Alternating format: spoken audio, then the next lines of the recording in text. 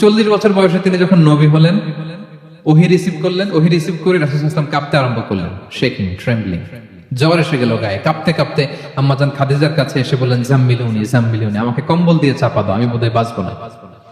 আম্মাজান খাদিজা আশ্বাস দিয়ে বললেন, সান্ত্বনা দিয়ে বললেন, ইয়া রাসূলুল্লাহ, আপনি ভয় পাবেন না, আপনি ভয় পাবেন না, আল্লাহ আপনাকে অপদস্থ করবে না। কারণ আপনার মধ্যে 5টা গুণ আছে, যেই মানুষের মধ্যে এই 5টা গুণ থাকবে আল্লাহ কখনো তারা অপদস্থ করতে পারে না। এর মধ্যে 1 নম্বর হচ্ছে